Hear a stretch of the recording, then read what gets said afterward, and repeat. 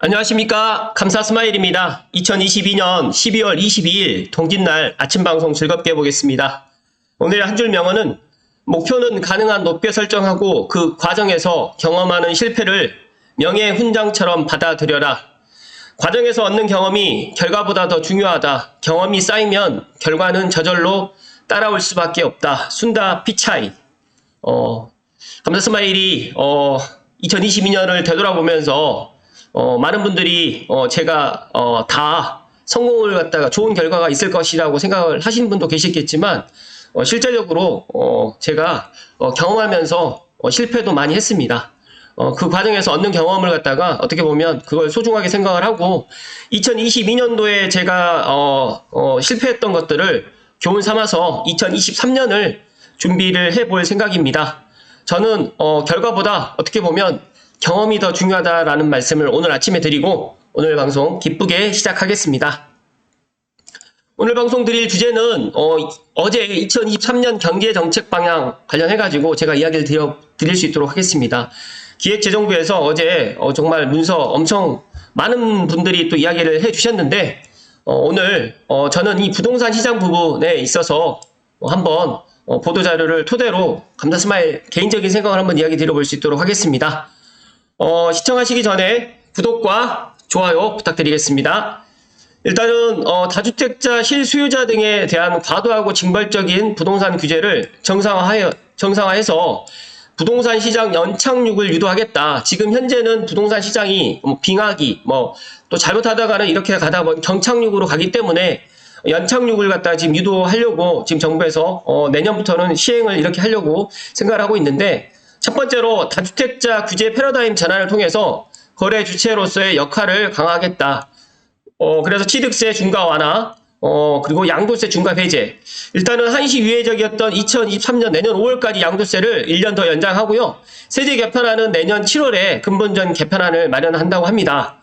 취득세 중과 같은 경우에는 현행 조정지역 2주택부터는 8%가 적용됐는데 3주택부터 4%, 그리고 4주택 이상은 6%로 이렇게 좀 조정을 한다고 합니다. 그리고 분양 및 주택 입주권 같은 경우에도 현행 같은 경우에는 1년에서 70%로 해서 이렇게 지금 세율을 매겼는데, 개선 사항으로 2020년 이전 수준으로 다시 원래대로 환원을 시키겠다라고 지금 이야기를 하고 있고요. 대출 규제는 규제지역 다주택자에 대한 주택담보대출 금지 규제를 해제하고 LTV 상한을 30%로 적용을 한다고 합니다. 두 번째로 실수요자에 대한 규제 개선 및 서민 주거 부담 완화를 추진하는데, 주택시장 현재 상황을 종합적으로 감안해서 규제 지역을 지금 서울과 지금 하남, 광명, 그리고 과천이 이렇게 지금 규제 지역으로 지금 되어 있는데, 연초에 지금 추가 해제하고 민간 택지 분양가 상한제 적용 지역도 합리적으로 지금 조정을 한다라고 지금 밝혔고요. 과도한 실거주 및 전매 제한 규제를 지역별로 시장 상황 등을 고려해서 5년 이전, 즉 다시 말해서 2020년 전에 합리적 수준으로 환원하겠다고 하고, 세부적인 거는 내년 초에 별도로 국토부에서 발표를 한다고 합니다.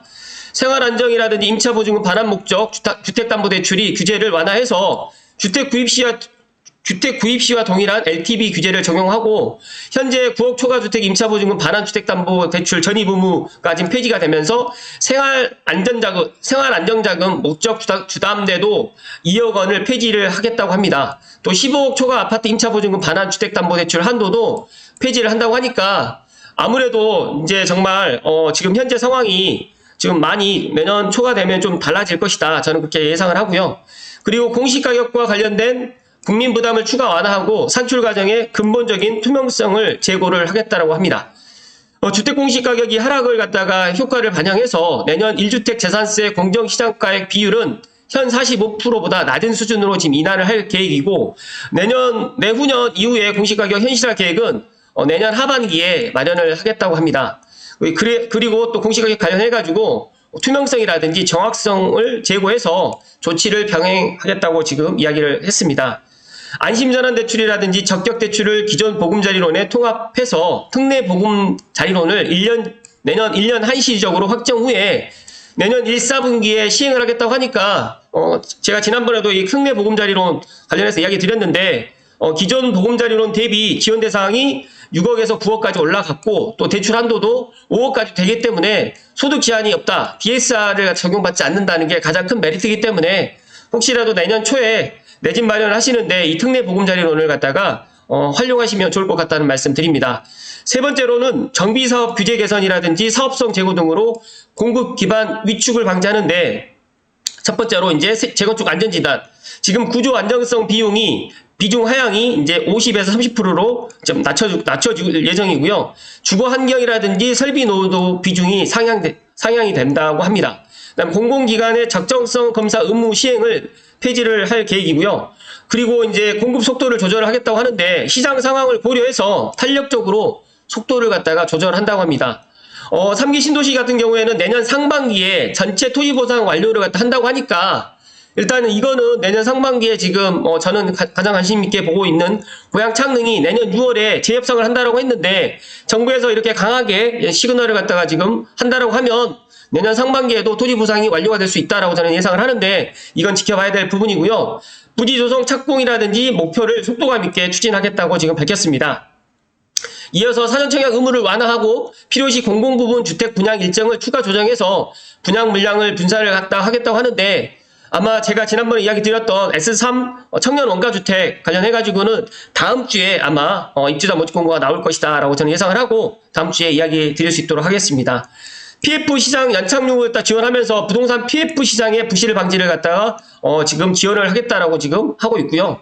또 여기에서 지금 재건축 재개발 활성화 및 그간 기속 제기되어 온 임대주택 품질 개선 수요 등을 위해서 표준 건축비를 현실화하겠다고 하는데 과연 이게 9.8% 이상을 인상을 한다고 하면 분양가에 지금 또 포함이 되기 때문에 이건 어떻게 될지 또 지켜봐야 될 부분이고요.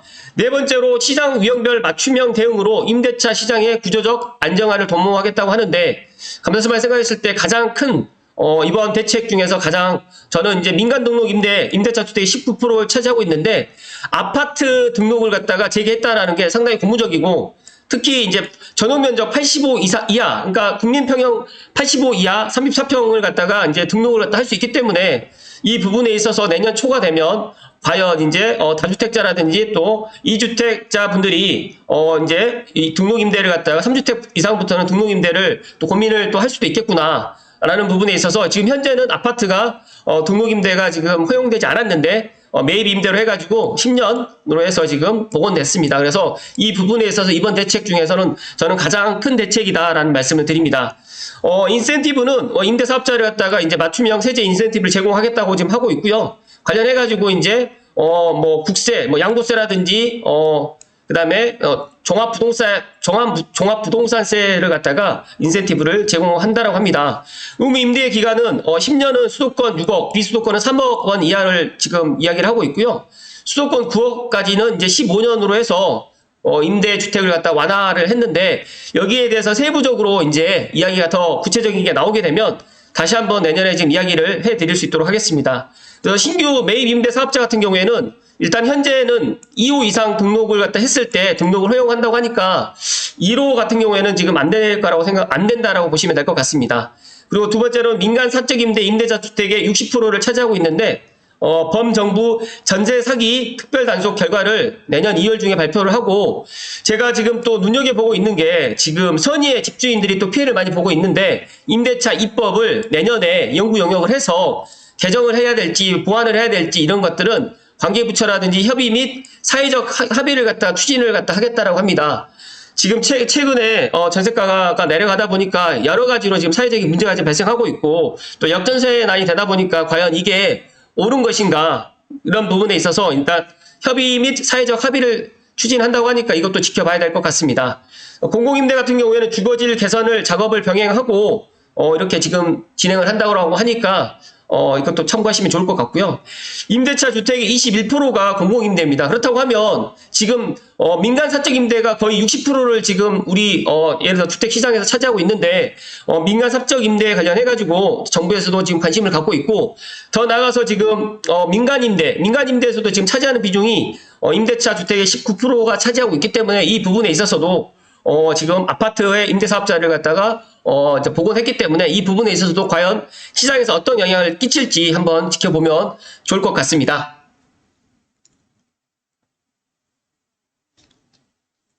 제가 시간을 15분에서 20분을 안 넘으려고 좀 빨리빨리 이야기를 했는데, 관련해가지고 기재부 가시게 되면 2023년 경제정책 방향이 이렇게 정말 자세하게 나와 있습니다. 그래서 저는 오늘 이제 부동산 부분만 일단 이야기 드렸고요. 두 번째로 거시경제 안전관리의 부동산 시장 연착륙 관련해가지고 제가 조금 더 말씀 좀 드리면, 이게 이제 핵심적인 건데, 첫 번째로 이제 과도하고 징벌적인 부동산 규제를 정상화해서 부동산 시장 연착륙을 갖다 유도하겠다라고 지금 이야기를 했고요. 첫 번째로 다주택자 규제 패러다임을 전환하겠다. 그리고 두 번째로는 주택 공급 기반 위축 방지. 그러니까 지금 부동산 시장이 안 좋긴 하지만 주택 공급을 꾸준하게 하겠다라는 지금 이야기를 좀 했고요.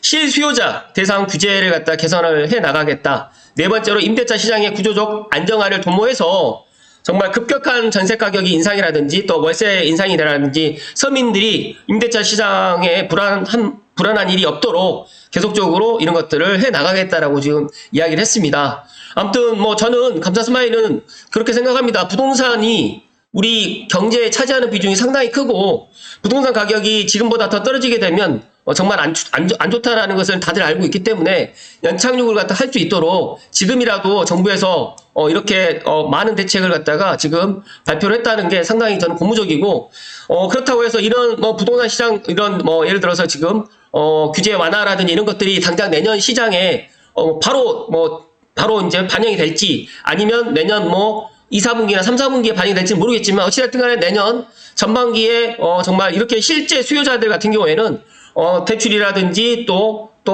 급격하게 또 급매물들이 나와 있으면 저는 충분히 또 실수요자들도 내 집 마련을 할 수 있는 그런 기회가 있을 것이다라는 말씀 드리고요. 이어서 신문 기사를 조금 더 살펴드리겠습니다. 연합뉴스의 다주택 세제 대출 풀고 임대 부활, 부동산 시장 급락 막는다라는 박용주 기자님의 기사를 간단하게 설명을 드리면요. 취득과 양도세를 중과를 완화하고 LTV를 30%까지 주택대출을 허용하면서 전기라든지 가스 요금은 단계적으로 인상을 하겠다고 합니다. 그리고 또 많은 분들이 또 좋아하시던데요. 석가탄신일과 성탄절도 대체 공휴일로 지금 지정을 하고요. 대중교통 소득공제를 80% 연장해서 주택대출이라든지 월세, 세제를 지원을 강화하겠다라고 지금 밝혔습니다. 어찌됐든 간에 내년에 주요 경제 전망이 세계적으로도 지금 많이 안 좋고, 또 우리나라도 지금 경제가 상당히 안 좋다라고 지금 많은 분들이 앞으로 내년에 지금 경제가 또 어려울 것이다라고 이야기를 하는데, 위기 상황을 극복하면서 동시에 경제를 재도약시키는 목표를 정부에서 어제 제시를 했습니다. 어찌됐든 간에 지금 다주택자들의 이런 규제 완화라든지 임대사업자 지원을 조치를 갖다가 저는 긍정적으로 생각을 하고, 시장에 과연 이런 시그널이 과연 바로 예를 들어 반영이 될지, 아니면 또 내년 초에 여러 가지 또 상황에 의해서 좀 늦춰질지는 모르겠지만, 저는 바람직한 이런 대책이다라는 말씀을 오늘 이야기를 좀 드리고요. 여러 가지로 이제 이런 전기가스 요금도 내년을 기해서 2026년까지 단계적으로 또 인상을 해 나간다고 합니다. 또 구조개혁과제 같은 경우도 내년에 본격적으로 시동을 또 건다라고 지금 이야기를 하고 있고요.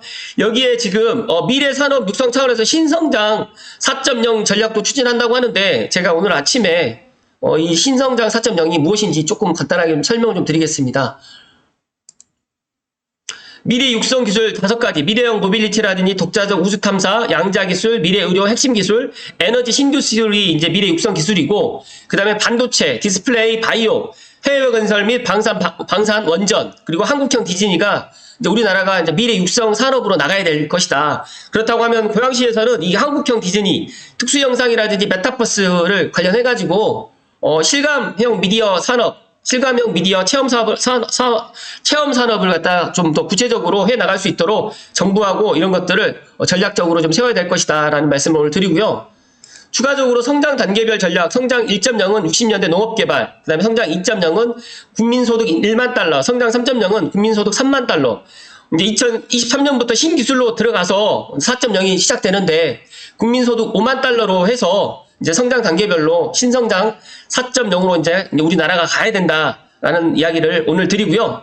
이제 앞으로 이제 경제 운영 4대 기조가 자유혁신 공정연대가 있는데, 내년에 많이 힘들다라고는 이야기하지만 감사스마일은 우리나라 국민들의 그런 위기 극복이라든지 저력을 믿습니다. 그렇기 때문에 저는 내년에도 충분히 이 위기 극복을 해 나가고 경제 재도약을 해 나갈 수 있다라는 말씀을 다시 한번 드리고, 경제정책 방향 주요 내용에 대해서 다시 한번 각자가 한번 세부적으로 한번 참고하시라는 말씀 다시 한번 드리고요.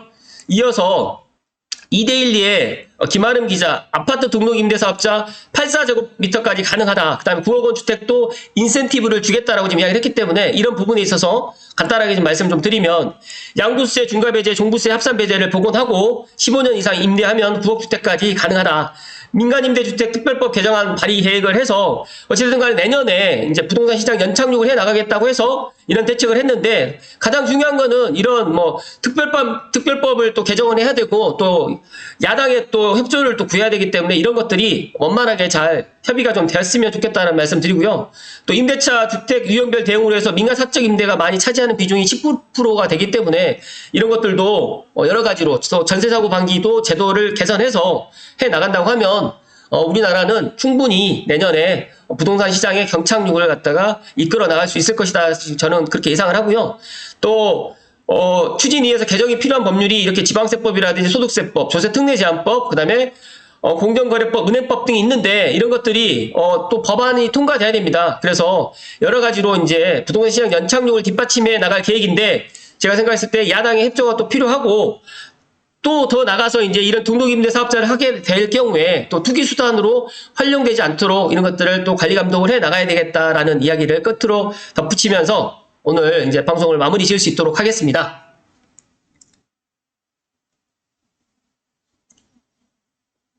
감사 스마일이 이제 제가 방송을 하고 난 다음에 제가 항상 모니터링을 하는데 이제 어떨 때는 이제 좀 시간이 15분이 넘어가면 좀 조급해지다 보니까 말이 좀 빨라지고 약간 좀 버벅거리는 것을 느꼈어요. 그런데 제가 생각했을 때 뭐 핑계일 수도 있는데 제가 쓸데없는 이야기를 많이 하지 않도록 좀 말을 빨리빨리 하면서 좀 핵심적인 이야기만 좀 드리려고 지금 이야기를 하다 보니까 그런 부분이 없지 않아 있는데 일단 죄송하다는 말씀 먼저 드리고요.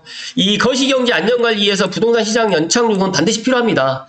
감사 스마일이 부동산 시장 가격이 올라가는 것도 물론 안 좋지만 내려가는 것은 더 안 좋습니다. 그래서 정말 2020년도, 2021년도 너무 부동산 시장이 지금 폭등을 했기 때문에 지금 이런 정말 또 급락하는 이런 상황을 또 우리가 지금 직면하고 있는데 이런 부동산 시장이 경제에 차지하는 비중이 정말 크고 우리나라가 일본처럼 가지 않기 위해서는 연착륙을 해야 되는데 첫 번째로 다주택자 규제 패러다임을 일단 전환하고 다주택자가 나쁜 사람이 아닙니다. 다주택자들은 말 그대로 이제 민간 임대의 역할로 시장에 임대주택을 갖다 공급하는 그런 분들이고 주택 공급을 갖다가 그렇다고 해서 중단하면 안 되기 때문에 계속적으로 3기 신도시의 사전청약이라든지 본청약 일정을 앞당기고 또 3기 신도시의 지금 토지 보상을 마무리를 지어서 빨리 지금 3기 신도시에 주택 공급을 해 나가야 된다.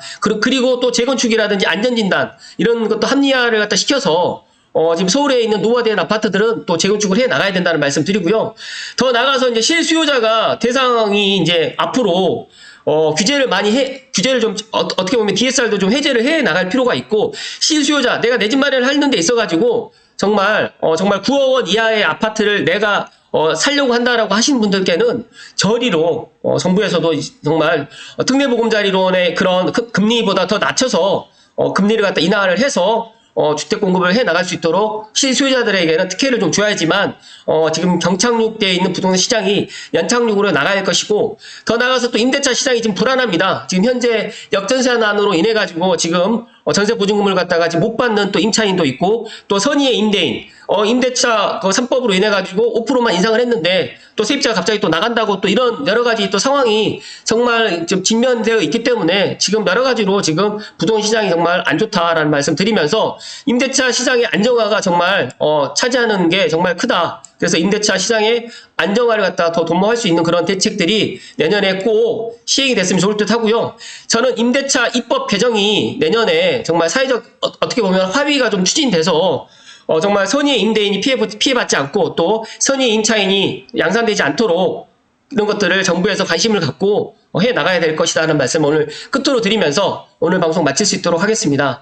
감사 스마일이 내년에 2023년의 경제정책 방향을 정부에서 이렇게 제시한 거에 대해서 앞으로 어떻게 될 것이다라고 저는 긍정적으로 이야기를 드릴 수밖에 없지만 부정적으로 생각하시는 분들께는 한 가지 더 말씀드리면 미리미리 준비를 해 나가시라는 말씀 드리고 또 정말 내년에 정말 경제 상황이 더 안 좋고 지금 부동산 시장이 지금보다 더 안 좋다라고 하더라도 제가 생각했을 때 이 또한 또 지나간다라는 생각을 가지시면서 항상 긍정의 마인드를 가지시고 오늘 하루도 건강 지키시면서 오늘도 기쁘게 하루 보내시라는 말씀 드립니다.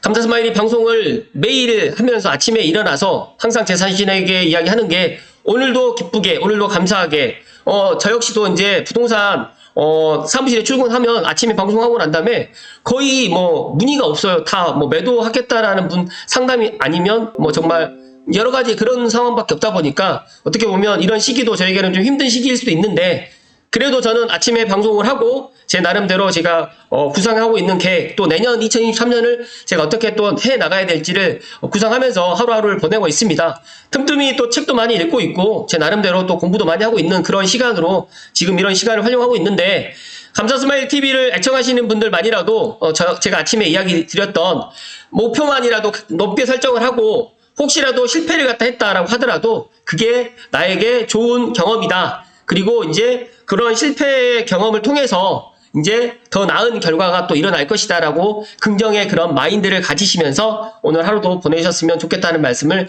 끝으로 드리면서 오늘 방송 마칠 수 있도록 하겠습니다. 아무튼 오늘 다소 방송이 길었는데 오늘도 행복하시고 건강하십시오. 고맙습니다.